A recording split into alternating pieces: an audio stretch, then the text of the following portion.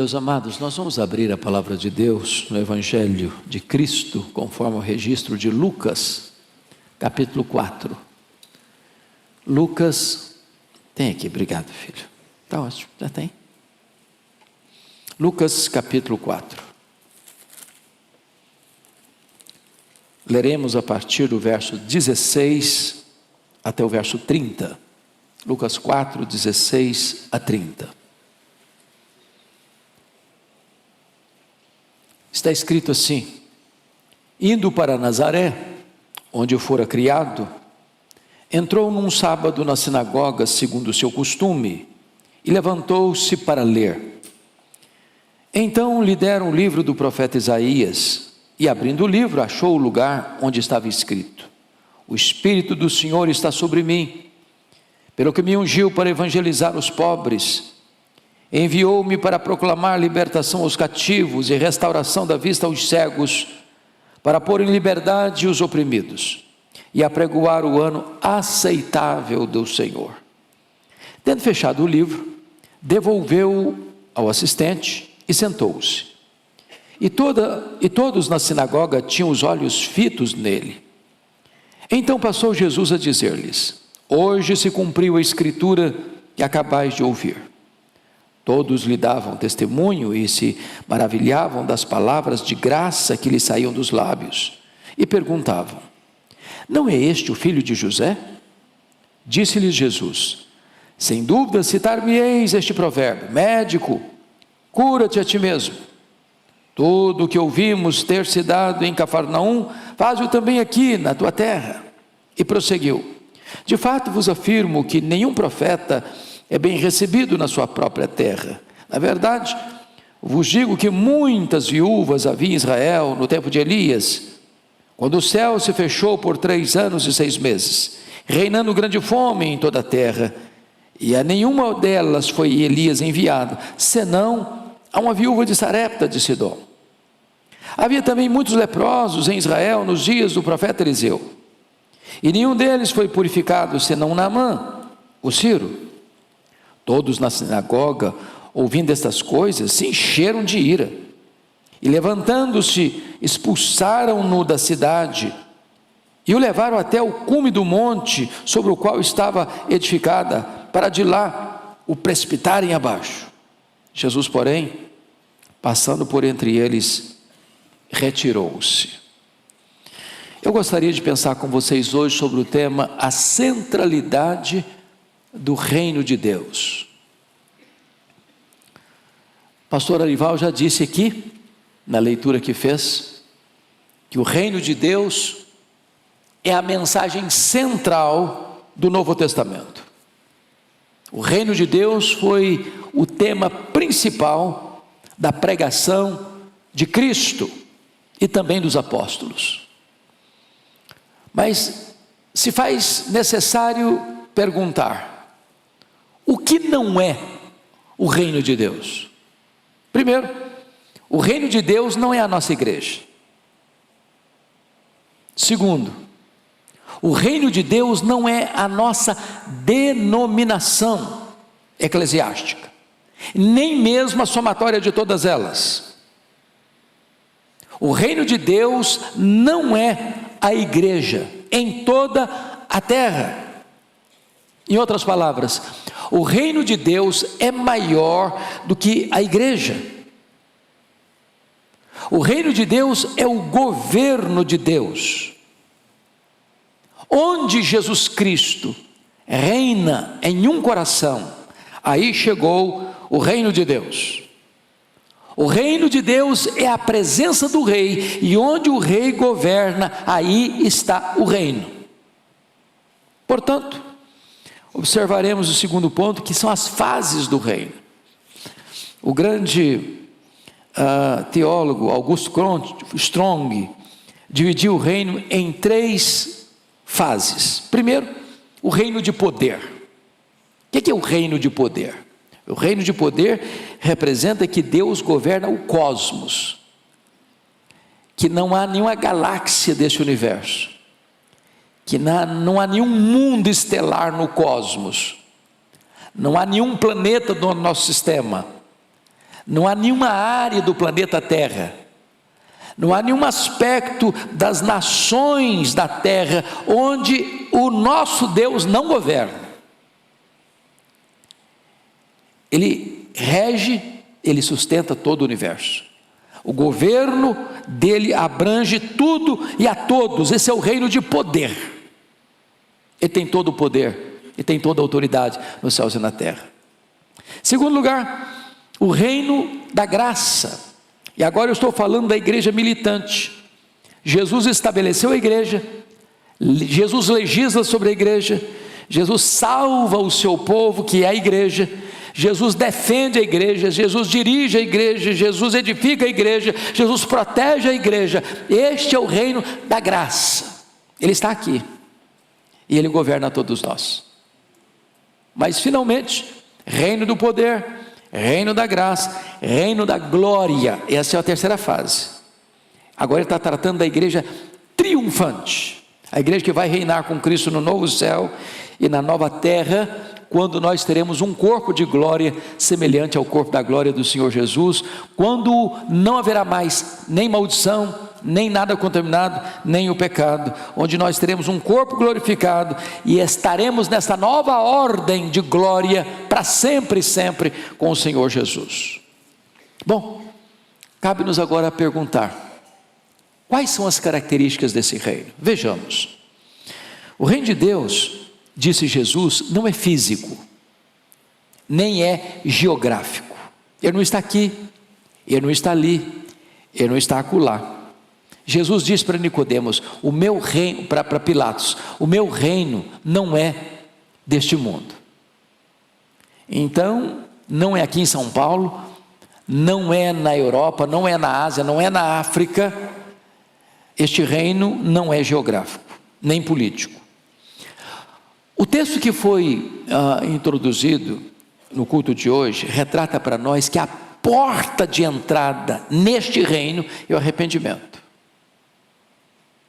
Arrependei-vos, está próximo o reino dos céus.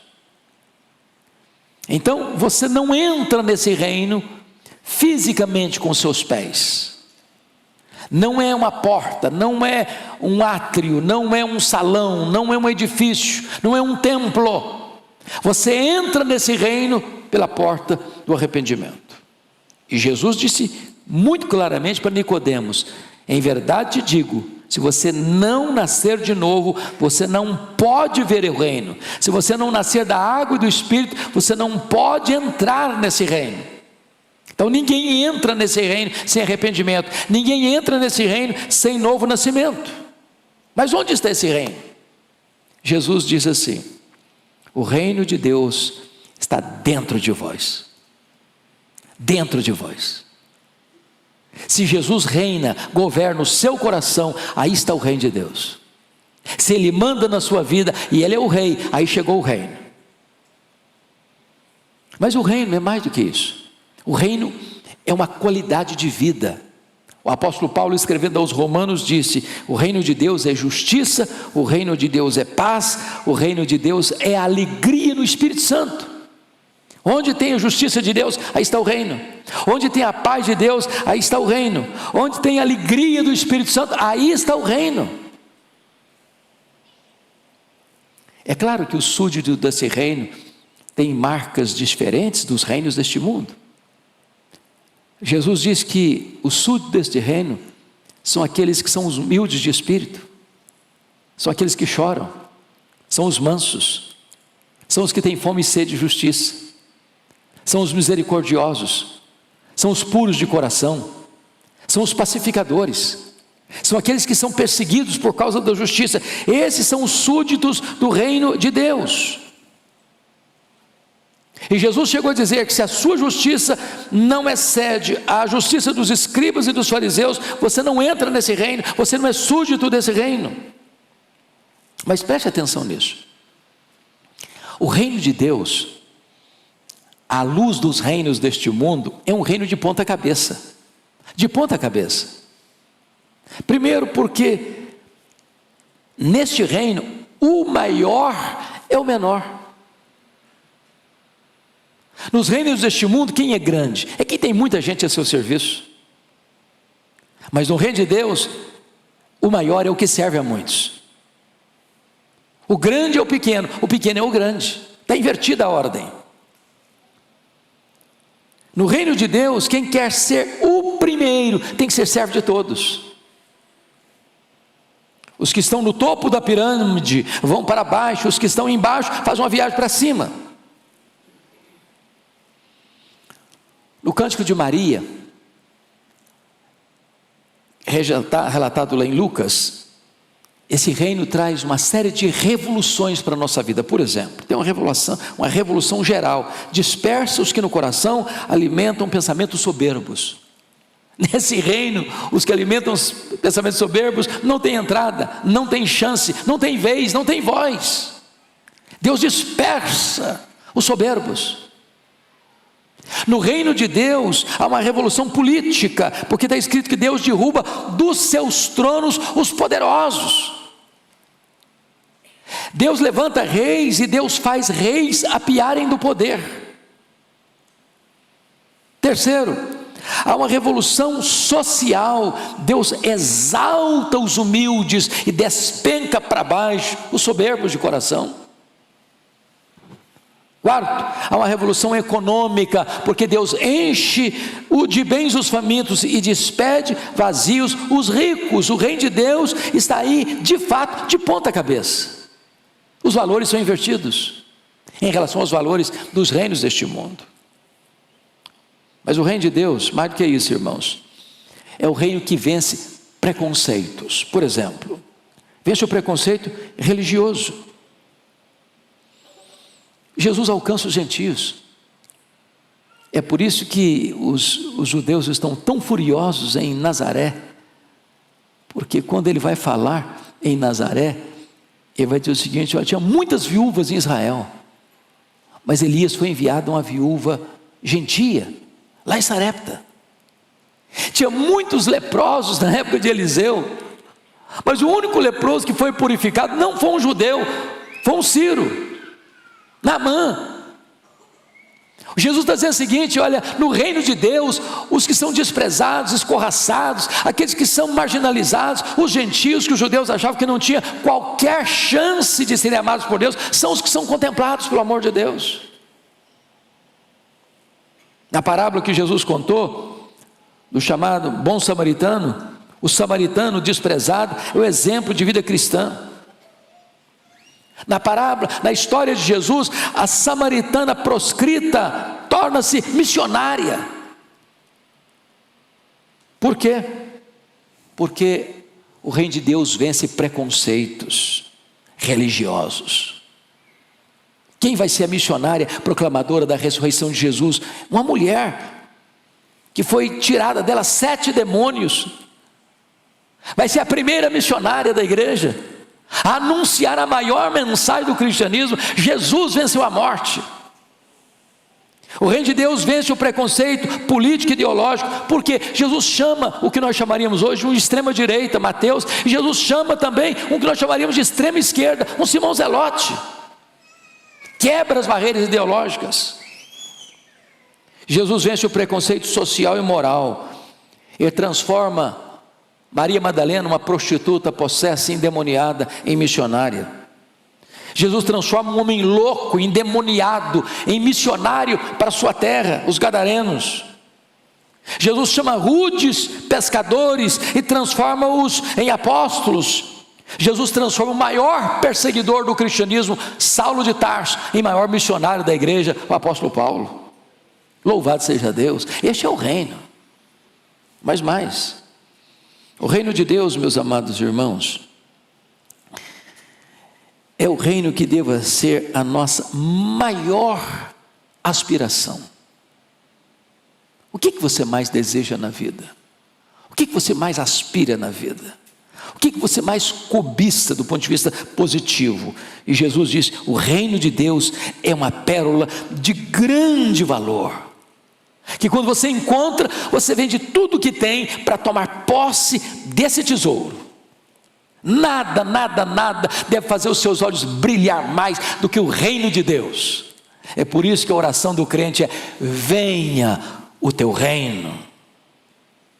O maior tesouro é o tesouro escondido. Quando você acha, você abre mão de tudo para ter esse tesouro. Mas vamos dar uma olhadinha na oferta desse reino, por gentileza. Primeiramente, versículo 18: este reino é boas novas para os deserdados da ordem econômica. Versículo 18 diz: o Espírito do Senhor está sobre mim, pelo que me ungiu para evangelizar os pobres. O arrependimento é a porta de entrada desse reino, a tal ponto de que quando você é súdito desse reino, o João Batista explicou para as multidões lá no deserto, quando ele conclama as pessoas a se arrependerem, as multidões perguntam: ô João, o que significa isso? Ele respondeu assim: quem tiver 2 túnicas, dê uma para quem não tem. Quem tiver comida, faça o mesmo. O que João está ensinando? Que se você é súdito desse reino, você precisa ser uma pessoa generosa. Não dá para ser súdito do reino e ser uma pessoa avarenta, uma pessoa suvina, uma pessoa que quer tudo para você mesmo. É claro que João não está querendo dizer que ser generoso é em si o arrependimento. Não, não é. Ninguém entra no reino porque é generoso. Ninguém vai para o céu porque dá roupa e comida para as pessoas. Mas a generosidade é uma evidência do verdadeiro arrependimento, e não um substituto do verdadeiro arrependimento. Se você é um súdito desse reino, então você é alguém desapegado das coisas e apegado às pessoas. É o que Jesus ensinou: eu estive com fome e me deste comer, eu estive com sede e me deste beber, eu estive nu e me vestiste. Segundo lugar, o reino de Deus traz boas novas aos deserdados da ordem política e social, e o texto prossegue no verso 18: ele enviou para proclamar libertação aos cativos. E é óbvio, meus irmãos, que quando se fala de cativo, ele não está pensando apenas no aquele que é cativo no sentido de ter sua liberdade restrita, está numa prisão, está numa jaula existencial, está numa masmorra existencial, numa penitenciária. Há muitos cativos que estão indo e vindo, cativos da ganância, cativos do ódio, cativos da mágoa, cativos dos vícios, cativos das mazelas. E onde o rei chega, então os cativos são libertos. A mensagem do evangelho é a mensagem da libertação. A mensagem do reino é a mensagem da libertação. Os cativos são libertos, as algemas são quebradas. Pois bem, o evangelho, meus irmãos, é o grande elemento transformador. Se você parar para pensar, nós estamos aqui em véspera de eleição política.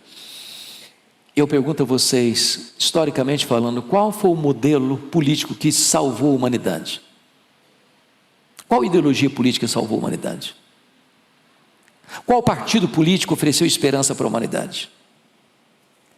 Qual político que por si mesmo, ascendendo ao poder, resolveu os problemas da humanidade? Nenhuma ideologia, nenhuma filosofia, nenhum partido político, nenhum político por si mesmo. Mas o reino de Deus, onde ele chega, ele traz restauração, ele traz libertação, ele traz mudança de vida, ele traz mudança de caráter, ele traz mudança da família, ele traz mudança da sociedade, ele traz mudança das estruturas humanas. Mas mais do que isso, o reino traz boas novas para os deserdados da saúde física, porque está escrito assim: e restauração de vista aos cegos. Que bênção é o reino de Deus, que traz cura, cura para a alma, cura para a mente, cura para o corpo. Foi por isso que Jesus deu vista aos cegos, deu voz aos mudos, deu audição aos surdos, deu movimento aos coxos, deu limpeza aos leprosos, deu vida aos mortos. Ele cura, ele liberta, ele perdoa, Ele salva. O reino de Deus traz esperança e restauração no sentido pleno. E mais, leia a história desses 20 séculos de cristianismo e vocês verão que foi o cristianismo o maior braço da misericórdia de Deus na história, criando hospitais, creches, escolas, leprosários, centros de recuperação. É o evangelho, é o reino de Deus que traz esperança para a humanidade. Mas mais do que isso, o reino de Deus traz esperança aos deserdados da ordem moral e espiritual. Versículo 18 termina assim: para pôr em liberdade os oprimidos. Você acha que tem gente escrava hoje? Oprimida? Eu não estou nem falando daqueles escravos que são comprados por dinheiro e empurrados para trabalhos forçados, mas escravos que vivem no luxo, em apartamentos de cobertura, em casas enfeitadas, escravos do vício, das drogas, da prostituição, das mazelas deste mundo. É por isso que é importante entender que somente Jesus pode tornar o homem verdadeiramente livre. E foi Ele quem disse: se o Filho vos libertar, verdadeiramente sereis livres. Conhecereis a verdade, disse Jesus, e a verdade vos libertará. Como é que esse reino é implantado, irmãos? Os reinos deste mundo são implantados à força da baioneta, à força da espada, à força de decretos, de leis pesadas, de coerção, de impedimento de liberdades individuais. Os reinos deste mundo oprimem, massacram, sufocam, escravizam, torturam, matam. Mas o reino de Deus não é imposto dessa maneira, a força da baioneta, a força da espada, a força do rigor da lei. Lenin chegou a dizer que os grandes problemas da vida das nações só podem ser solucionados com a força, mas Deus diz: não por força, não por poder, mas pelo meu Espírito, diz o Senhor dos Exércitos. O reino de Deus entra na sua vida, de dentro para fora, transforma o seu coração, muda as estruturas da sua vida, restauram totalmente o seu coração. E este reino, irmãos, querendo os homens ou não, gostando dos homens ou não, ele vai prevalecer, a ponto do Senhor lá em Apocalipse dizer: o reino do mundo se tornou de nosso Senhor e do seu Cristo, e ele reinará pelos séculos dos séculos. O profeta Daniel, no capítulo 2 do seu livro, anteviu esta verdade bendita, quando ele olha aquela grande estátua construída por Nabucodonosor. A cabeça era de ouro, os braços e o peitoral de prata, os quadris de bronze, as pernas de ferro e os dedos de ferro e barro, representando aqui certamente os grandes impérios do mundo: o Império Babilônico, cabeça de ouro; o Império Medo-Persa, peitoral e braços de prata; ventre de bronze, representando o Império Greco-Macedônio; as pernas de ferro e os pés de ferro e barro, representando o Império Romano. Diz o texto que uma pedra não lavrada por mãos bate nos pés e toda a estátua vira pó. E a pedra vai crescendo, crescendo, crescendo e toma conta do mundo inteiro. O que é isso? É que o reino de Deus porá abaixo todos os reinos deste mundo. E você vai ver em Apocalipse 17, 18, que os reinos do mundo representados na grande Babilônia, o sistema econômico e político e religioso corrompido do mundo, vai entrar em colapso, vai entrar em colapso, vai entrar em colapso, e o reino de Deus será do Senhor e do seu Cristo, e Ele reinará pelos séculos dos séculos. Louvado seja o Senhor. Quem são os herdeiros desse reino? Os judeus achavam que eram eles, só eles, e mais ninguém. ficaram escandalizados com Jesus, porque ele comia com os publicanos e pecadores. Eles olhavam para os gentios, para os samaritanos, e lançavam o seu anátema. E Jesus chega lá em Nazaré, dando início ao seu ministério, a cidade que ele cresceu, a cidade que o viu ser carpinteiro, e eles estavam perplexos. Não é este o filho de José? No outros textos diz, não vive aqui as suas irmãs? Não o conhecemos como carpinteiro? E ele pega o livro e diz, o Espírito do Senhor Deus está sobre mim, porque me ungiu para pregar, para curar, para libertar. Fechou o livro. Hoje se cumpriu esta profecia. E quando eles estão tão admirados, ele se volta para eles. Talvez vocês me citem o adágio, médico, cura-te a ti mesmo. E eu digo para vocês, um profeta não tem honra senão na sua própria terra.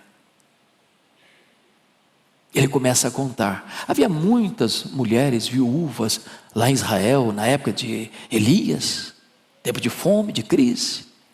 Mas ele não foi enviado senão a uma viúva gentia, lá em Sarepta. Ele diz, na época de Eliseu, havia muitos leprosos de Israel, mas ele só curou um gentio, Naamã. E eles ficaram furiosos com ele, quiseram matá-lo.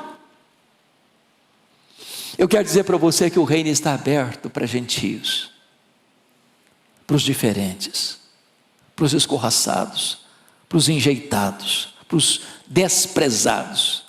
O reino de Deus está à minha e à sua disposição. A porta do reino de Jesus, o caminho para o reino de Jesus. O convite é para você hoje, nessa noite, para entrar no reino. E a porta de entrada é o arrependimento, é o novo nascimento. Todos podem vir, todos que estáis cansados, todos que estáis cansados, vinde, disse Jesus, e eu vos aliviarei, e encontrareis descanso para a vossa alma. Se você tem sede, disse Jesus, venha a mim e beba. Se você crer em mim, como diz a Escritura, do seu interior virão rios de água viva. Tem vida plena, tem vida abundante, tem vida absolutamente feliz para você. Este é o reino de Deus que quer entrar dentro de você e você ser súdito dele. Mas versículo 30 termina dizendo que quando eles quiseram precipitar Jesus lá daquela montanha para baixo e matar Jesus, está escrito, Jesus, porém, passando por entre eles, retirou-se. Sabe o que significa isso? Você pode rejeitar Jesus, você pode expulsar Jesus, mas você não pode deter Jesus. O reino vai avançar, o rei vai prosseguir, e o reino dele vai ser vitorioso. Eu não tenho dúvidas de que você sabe disso, que nós vivemos hoje, talvez, numa das ondas mais fortes de cristofobia no mundo. Ah, como os homens são tolos. Ah, como os poderosos deste mundo são fracos. Na linguagem do Salmo 2, eles se insurgem contra o Cristo de Deus. As nações se insurgem contra o Cristo de Deus. Os príncipes e reis da terra se insurgem contra o Cristo de Deus. As cortes egrégias se insurgem contra o Cristo de Deus. Os pensadores e filósofos se insurgem contra o Filho de Deus. E lá de cima ele olha e ri. E ri. Quem é o homem para se insurgir contra o Todo-Poderoso? O que são os reinos da terra para desafiarem o reino eterno? Quem são os homens poderosos deste século que podem abalar o trono do Todo-Poderoso? O seu reino de graça hoje, em breve, tornar-se-á o reino de glória. E ele virá em majestade e glória. E ele vai assentar-se no trono. E ele vai julgar as nações. E ele vai dizer aos que estiverem à sua esquerda: apartai-vos de mim, malditos, para o fogo eterno preparado para o diabo e seus anjos. E ele vai lançar no lago do fogo, como já terá acontecido, o diabo, o anticristo, o falso profeta, a morte, o inferno e todos aqueles cujos nomes não estão escritos no livro da vida. Mas ele vai dizer aos que estiverem à sua direita: vinde, benditos de meu Pai, entrem na posse do reino que vos está preparado desde a fundação do mundo. E então o Pai enxugará dos nossos olhos toda lágrima, e então não haverá mais dor, nem pranto, nem luto, porque as primeiras coisas já terão passado. Então nós o veremos face a face, então nós o serviremos para sempre e sempre, e então nós nos deleitaremos nele, e glorificaremos a ele para sempre, e sempre, e sempre, e sempre, porque pertenceremos ao reino vitorioso de Cristo Jesus, nosso Senhor. A ele a honra, a ele a glória, a ele o domínio pelos séculos eternos. Amém.